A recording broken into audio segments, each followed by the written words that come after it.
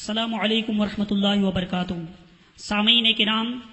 2 ستمبر 2014 کو برطانیہ کے اخبار انڈیپینڈنٹ نے سعودیہ میں رچی جانے والی ایک ایمان سوز سازش کا انکشاف کیا ہے۔ برطانوی اخبار کے حوالے سے ہندوستان میں بھی Times of India, Mumbai Mirror, Dainik Jagran, اس کے علاوہ اردو اخبار انقلاب دلی نے بھی اس خبر کو شائع کیا، جس کی بنیاد پر مسلمانوں میں بے چینی پیدا ہو گئی اور اس کے بعد اس خبر کی تردید بھی کی جانے لگی۔ کچھ لوگ اسے بے بنیاد قرار دے رہے ہیں اور سعودی حکومت کی طرف سے صفائی پیش کر رہے ہیں، مگر ہم سامعین کو بتانا چاہیں گے کہ یہ اقدام سعودی حکومت کے منصوبوں میں شامل ہے۔ ماضی میں جنت البقیع، جنت المالا کی ہزاروں قبروں کو توڑا گیا۔ 1925 میں برطانیہ کی سازش کی بنیاد پر سلطنت عثمانیہ کا خاتمہ کیا گیا اور آل سعود کو تخت و تاج سونپا گیا، اور اس وقت سعودی حکومت نے ہزاروں صحابہ، تابعین، تبع تابعین، صالحین کی قبروں کو زمین کے برابر کر دیا اور ان کی قبروں پر باقاعدہ بلڈوزر چلائے گئے اور اس طرح سے قبروں کی بے حرمتی کی گئی۔ وہابی مسلک میں قبروں پر گنبد بنانا، پکی قبریں بنانا حرام ہے، اس لیے انہوں نے عالمی اسلام کے احتجاج کے باوجود جنت البقیع اور جنت المالا کی تمام قبروں کو ختم کر دیا۔ اس کے بعد قبر نبوی صلی اللہ علیہ وسلم پر بنے ہوئے گنبد خضرا کو بھی توڑنا چاہا، مگر جو لوگ گنبد خضرا کو توڑنے کے لیے اوپر چڑھے وہ گر کر مر گئے اور پورا عالم اسلام میں غم و غصے کا ایک طوفان اٹھا، جس کی بنیاد پر سعودی حکومت اس اقدام سے رک گئی۔ مگر اب جبکہ عراق اور شام میں وہابی دہشت گرد انبیاء و صالحین کے روضوں کو مسمار کر رہے ہیں اور عالمی اسلام خاموش تماشائی بنا ہوا ہے، تو سعودی متوع یہ محسوس کر رہے ہیں کہ اب مناسب وقت ہے، گنبد خضرا کو توڑ کر شیطانی توحید کے تقاضوں کو پورا کیا جا سکتا ہے، مگر ان کا یہ منصوبہ قبل از وقت تش بام ہو جانے کی وجہ سے اور دنیا بھر میں احتجاج کی وجہ سے سعودی حکومت بیک آ گئی ہے اور وہ جان چھڑانے کے لیے یہ کہہ رہے ہیں کہ یہ خبر بے بنیاد ہے۔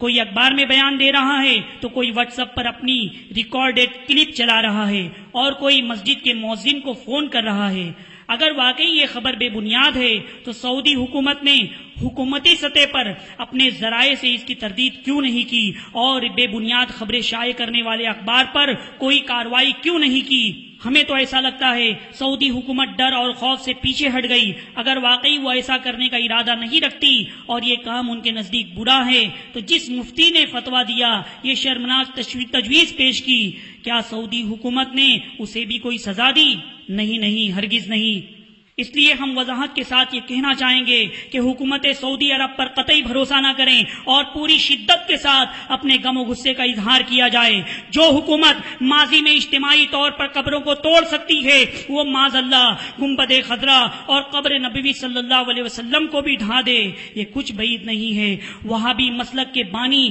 محمد بن عبد الوہاب نجدی نے قبر نبوی صلی اللہ علیہ وسلم کو اپنے دور میں صنم اکبر قرار دیا تھا، اس لیے سعودی کہ وہاں بھی اس کو توڑنے اور ختم کرنے کو باعث ثواب سمجھتے ہیں، اور یہی وجہ ہے کہ یہ نجدی قبر نبوی صلی اللہ علیہ وسلم کی تعظیم و تکریم نہیں کرتے، روضے کی طرف پیٹ کر کے کھڑے رہتے ہیں اور چاہتے ہیں کہ کوئی روضے رسول صلی اللہ علیہ وسلم پر کھڑے ہو کر سلام نہ پیش کرے۔ سلام پیش کرنے والوں کو دھکے مار کر بھگاتے رہتے ہیں۔ جو لوگ روضے رسول صلی اللہ علیہ وسلم پر حاضری دے چکے ہیں وہ اچھی طرح جانتے ہیں کہ مسجد نبوی شریف میں کیا ہو رہا ہے۔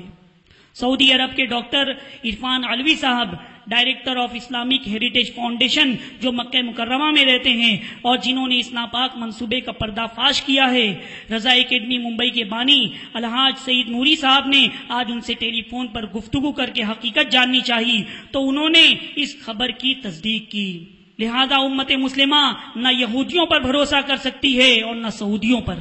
آخر میں ہم ایک وہابی مولوی جسے معراج ربانی کہتے ہیں اس کی کلپ سنانا چاہیں گے، ذرا اسے سن لیجئے۔ کیا فرماتے ہیں علماء دین اس مسئلے میں کہ قبروں کو پختہ مضبوط بنانے میں پختہ و مضبوط سے مراد اندر سے یا اوپر سے اونچی بنانے یا گنبد بنانے میں اکثر کا قول ہے کہ حرام ہے، جس پر بعض حضرات کا کہنا ہے کہ جب پختہ و مضبوط بنانا اور گنبد بنانا حرام ہے تو پھر رسول اللہ صلی اللہ علیہ وسلم کی قبر اطہر پر کیوں گنبد بنائی گئی ہے، کیوں اس کو توڑا نہیں جاتا، کیوں اس بارے میں کچھ نہیں کہا جاتا؟ کیا کسی قوم کے ڈر فتنے کی وجہ سے صلی اللہ علیہ وسلم کی حدیث کو انجام رکھا جاتا؟ اگر کوئی ہیلا بیان کیا جائے تو برے علماء اپنے اپنے ہیلے بیان کریں گے، ہر علماء اپنے اپنے ہیلے بیان کریں گے. کیا حضور صلی اللہ علیہ وسلم کے لیے کوئی خصوصیت؟ حضور صلی اللہ علیہ وسلم کے لیے کوئی خصوصیت نہیں. اور یہ گنبد بنانے والے یہ بدعتی شریفی تھے، اور یہ 7ویں صدی ہجری اور 6ٹھی صدی کے آخر میں یہ گنبد تعمیر ہوئی، اور اس کے اوپر پہلے بلو کلر تھا، پھر ترکیہ حکومت نے اس کے اوپر گرین کلر لگایا جس کو گنبد خضرا کہا جاتا ہے. تو اس کے توڑنے کا حکم اللہ کے رسول صلی اللہ علیہ وسلم نے دیا ہے، بے شک دیا ہے. اور چونکہ اس میں ایک فتنے کی بات ہے اس لیے اس سے رکی ہوئی وہ بات انشاءاللہ تعالی وقت آئے گا تو وہ بھی ٹوٹ جائے گا، اس میں کوئی مسئلہ نہیں ہے، کیونکہ اللہ کے نبی نے فرمایا ہے کہ قبروں کے اوپر پختہ عمارتیں اس طرح کی تعمیر کرنا یہ حرام ہے. تو 6ٹھی صدی ہجری کے اندر منصور ابن قلاؤن جو مصر کا بادشاہ تھا اس نے یہ گنبد تعمیر کرائی تھی اس خبیث نے، اور اسی وجہ سے وہ اس کی حکومت بھی چلی گئی. سن لیا آپ نے،